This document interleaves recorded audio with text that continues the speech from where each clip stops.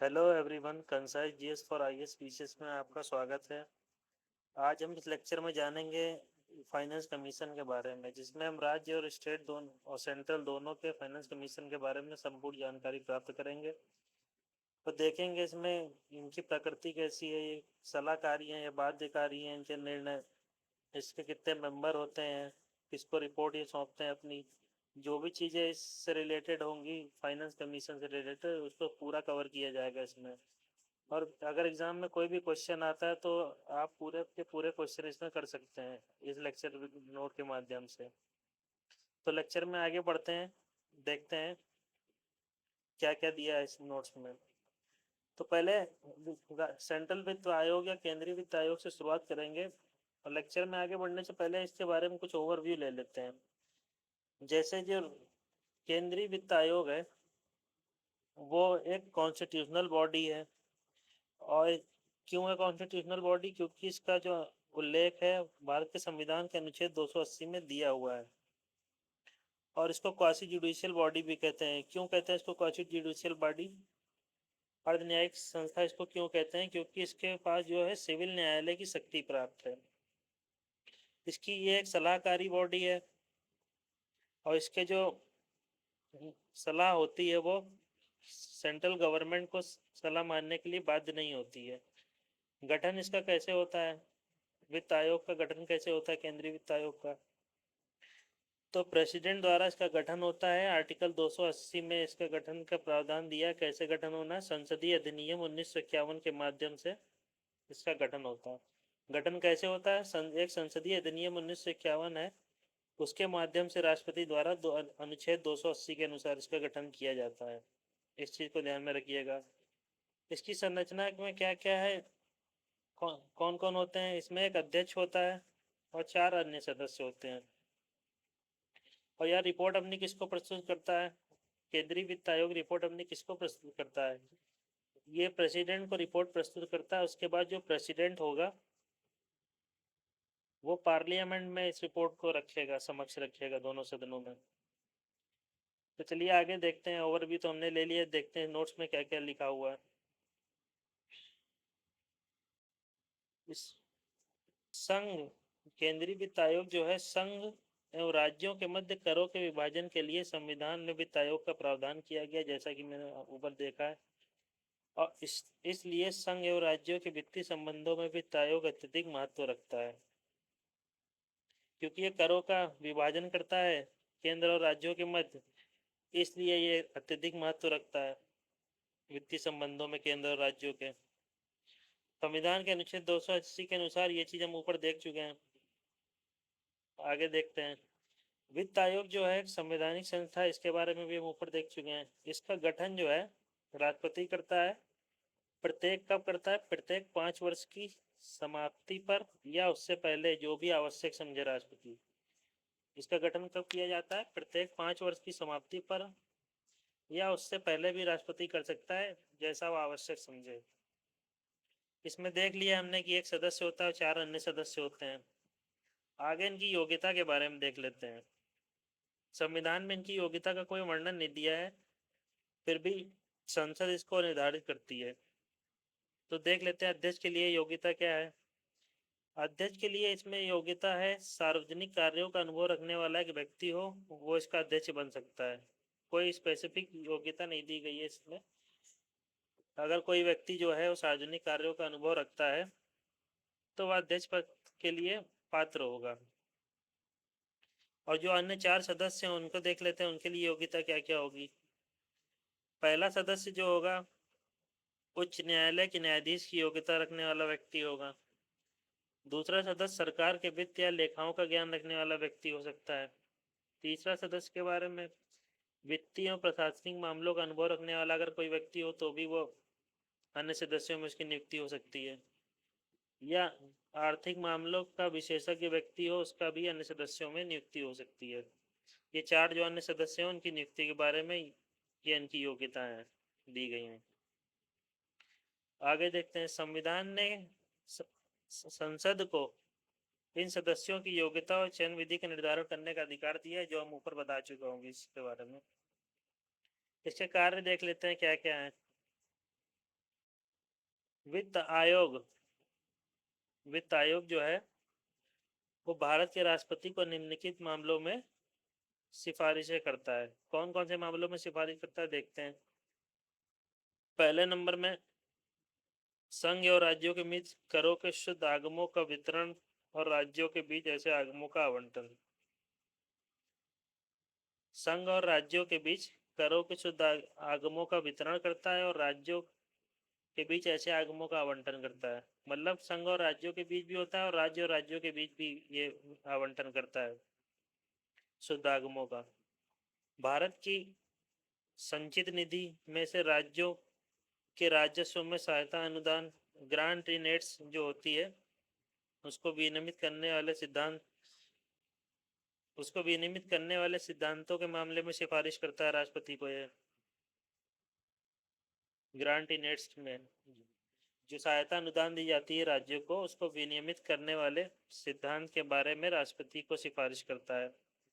राज्य वित्त आयोग जो है राज्य वित्त आयोग द्वारा की गई सिफारिशों के आधार पर राज्य में नगर पालिकाओं और पंचायतों के संसाधनों की अनुपूर्ति के लिए राज्य की संचित निधि के संवर्धन के लिए आवश्यक उपाय भी इसके मामले में भी सिफारिश करता है राष्ट्रपति को।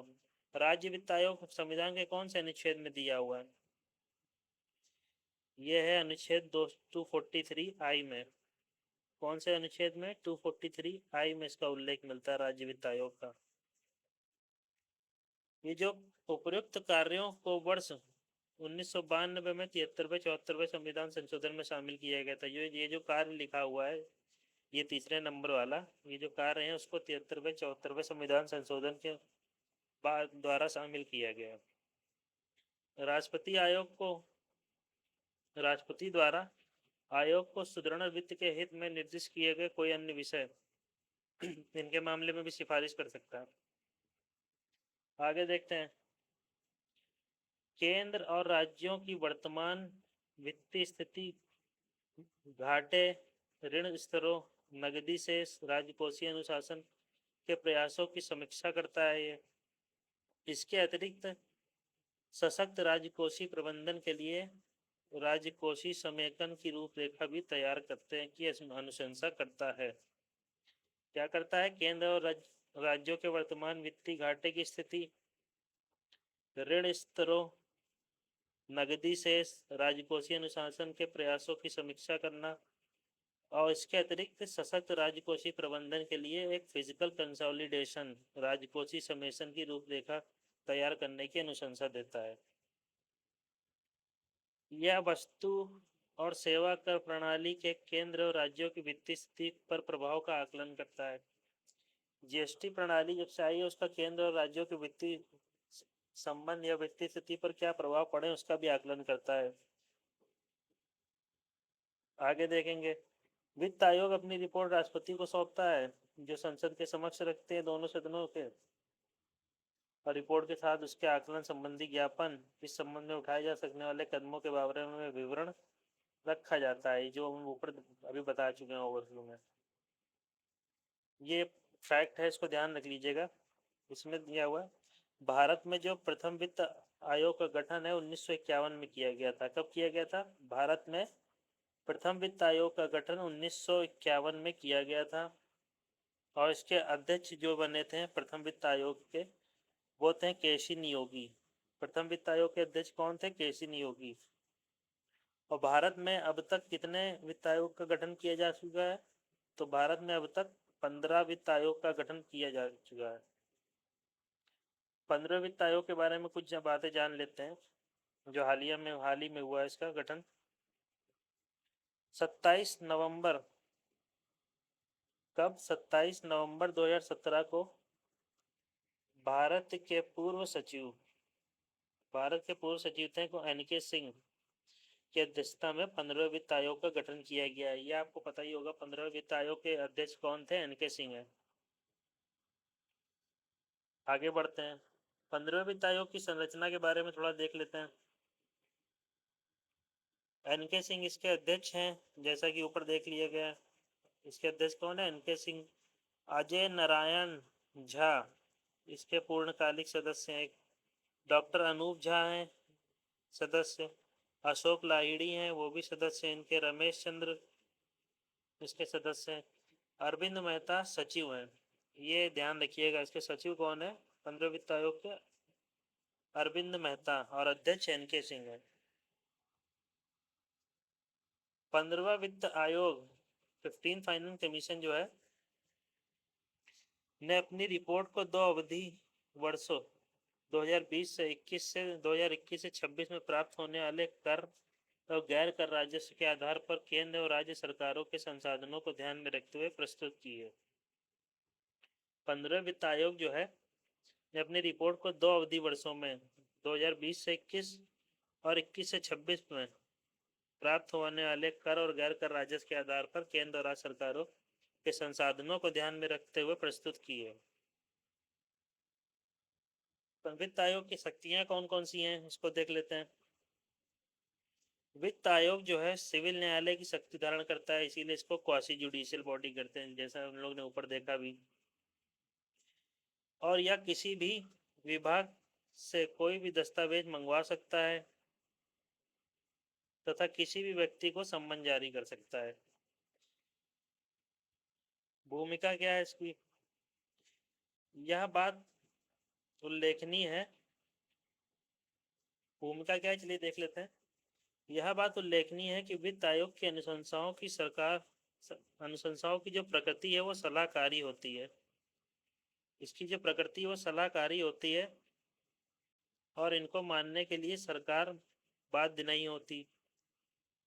यह केंद्र सरकार पर निर्भर करता है कि वह राज्य सरकारों को दी जाने वाली सहायता के संबंध में आयोग की अनुशंसाओं को लागू करे या ना करे। अर्थात संविधान में यह नहीं बताया गया कि आयोग की अनुशंसाओं को मानने के लिए भारत की सरकार जो है वो बाध्य है, या ऐसा कहीं नहीं दिया गया संविधान में। तो ये लाइन ध्यान रख लीजिएगा, संविधान में ऐसा कहीं नहीं बताया गया कि इसके आयोग अनुशंसाओं को मानने के लिए बाध्य होगी सरकार की, नहीं। आगे देखते हैं। आयोग द्वारा की गई अनुशंसाओं के आधार पर धन राज्यों को प्राप्त धन को लाभकारी मामलों में लगाने का उसे विधिक अधिकार होगा। आयोग द्वारा जो की अनुशंसाएं की जाएंगी उसके आधार पर जो राज्यों को धन प्राप्त होगा उसको लाभकारी मामलों में लगाने का एक विधिक अधिकार प्राप्त होगा। भारत के अभी तक जितने वित्त आयोग के गठन हुए हैं उसके बारे में थोड़ा देख लेते हैं। प्रथम वित्त आयोग देख लिया हमने, केसी नियोगी अध्यक्ष थे, 1951 में गठन हुआ था इसका। और अनुशंसा कब की थी इसने? 52 से 57 के लिए। दूसरा वित्त आयोग के अध्यक्ष कौन है? के संथानन थे, ये ध्यान रख लीजिएगा। कभी कभी क्या होता है यूपीएससी या पीसीएस में मिलान के लिए पूछ लिए जाते हैं क्वेश्चन, तो शुरुआत के 3-4 ध्यान रख लीजिएगा और आखिरी के 3-4 ध्यान, पूरा रटने की जरूरत नहीं है उसको, 15 के 15 जो रटने बैठ जाओ आप। तीसरा 1960 में, पहला 1951 में और दूसरा 1956 में। ये पीडीएफ प्रोवाइड कर देंगे उसमें आप पढ़ लीजिएगा। और 15वां आपको पता ही है और पहला दूसरा पता ही है।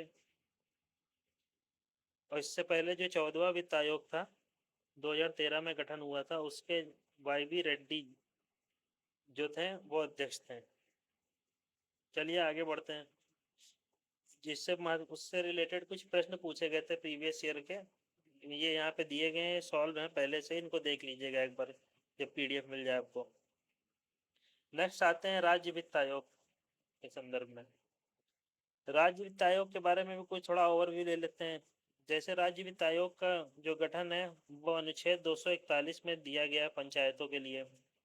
और 243 वाई में लिखा है कि 243 आई में क्या दिया गया? पंचायतों के लिए राज्य वित्त आयोग का गठन की। और 243 वाई में क्या लिखा हुआ है कि जो 243 आई के तहत, आर्टिकल 243 आई के तहत, जो आर्टिकल 243 आई के तहत राज्य वित्त आयोग का गठन होगा वही जो नगर पालिकाओं की वित्तीय स्थिति की जांच करेगा। नगर पालिकाओं के लिए कुछ अलग से नहीं दिया गया उसका वित्त आयोग का गठन किया जाएगा। जो 243 आर्टिकल 243 आई के तहत जो वित्त आयोग का गठन होगा उस वही वित्त आयोग जो होगा नगर पालिकाओं की वित्तीय स्थिति की जांच करेगा। चलिए आगे बढ़ते हैं, देखते हैं। भारतीय संविधान के कौन से भाग 9 में, संविधान का भाग 9 अनुच्छेद 243I, जिसको हिंदी में 243 झा भी कहते हैं, के अंतर्गत पंचायतों की वित्तीय स्थिति की समीक्षा के लिए एक राज्य वित्त आयोग के गठन का प्रावधान किया गया है। और जो नगर पालिका के लिए संविधान के अनुच्छेद 9 का में अनुच्छेद 243Y या 243 माह में यह निर्धारित किया गया है कि ये जो हमने ऊपर अभी बताया उसी के बारे में ये लिखा हुआ है, उसको मैंने सही से एक्सप्लेन कर दिया सिंपल वे में, तो ऊपर देख लीजिएगा उसको।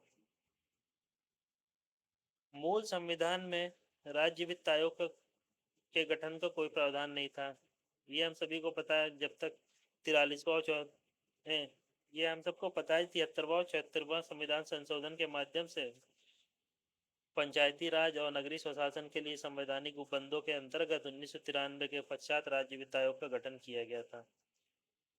मूल संविधान में अगर कभी पूछा गया आपसे कि मूल संविधान में राज्य वित्त आयोग के गठन के संबंध में प्रावधान था, तो उसका आंसर नहीं होगा।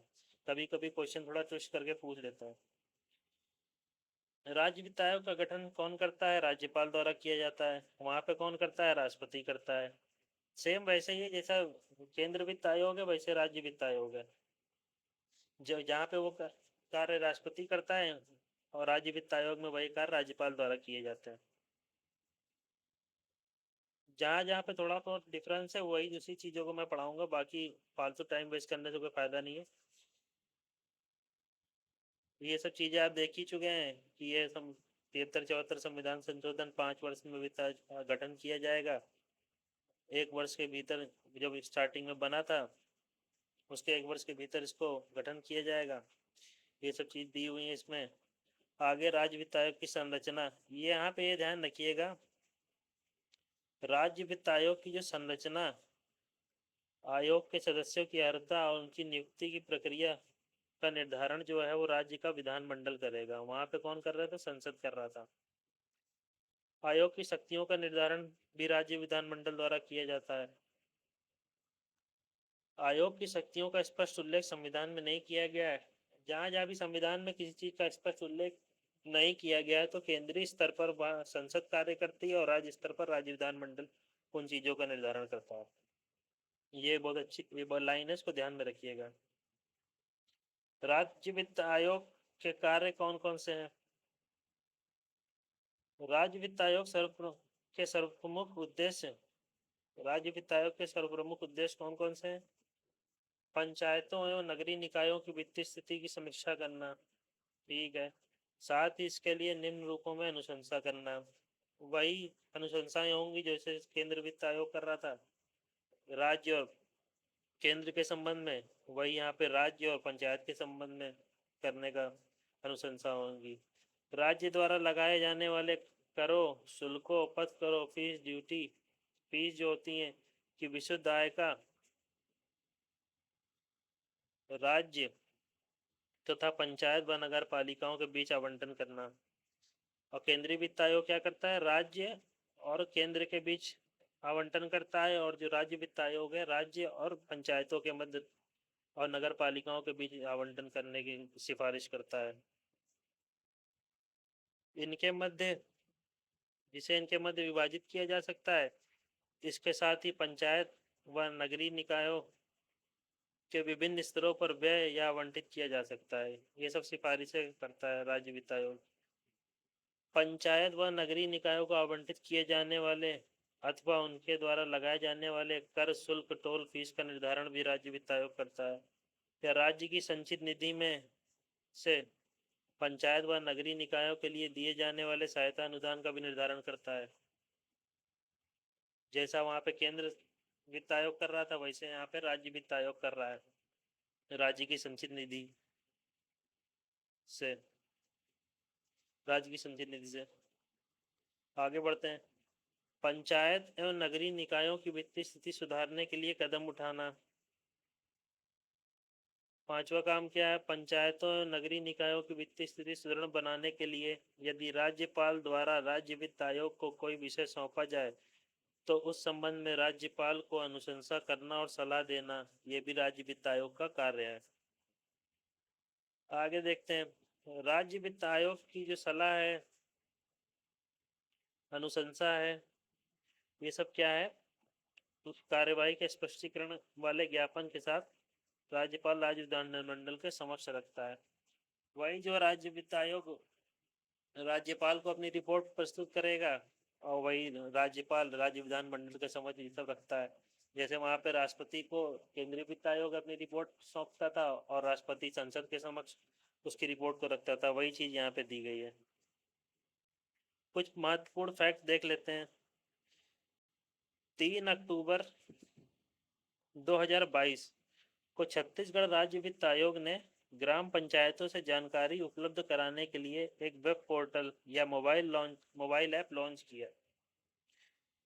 छत्तीसगढ़ जो राज्य वित्त आयोग है उसने पंचायतों से जानकारी उपलब्ध कराने के लिए क्या किया? एक वेब पोर्टल और मोबाइल ऐप लॉन्च किया।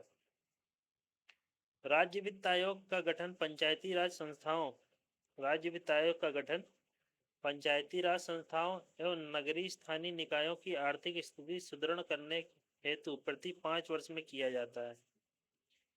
नेक्स्ट देखते हैं आर्टिकल 243 जे अनुच्छेद 243 जे 243 जे के अंतर्गत क्या दिया हुआ है?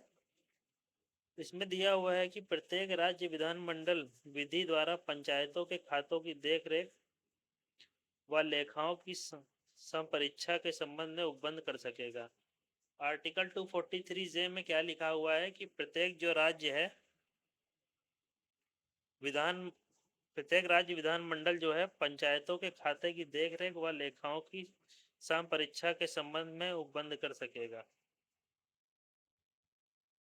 तो ये लेक्चर हमारा ख़त्म होता है। आई होप आपको वीडियो अच्छा लगा होगा। अगर वीडियो अच्छा लगा हो तो लाइक कीजिएगा और चैनल को सब्सक्राइब कर लीजिएगा। इससे पहले एक दो लेक्चर हमारे स्टेट पब्लिक सर्विस कमीशन और यूपीएससी के संबंध में कॉन्स्टिट्यूशनल बॉडीज में डाल दिए गए हैं, उनको भी देख लीजिएगा अगर आपको वीडियो अच्छे लगे हो तो। चलिए अभी के लिए इतना ही, धन्यवाद।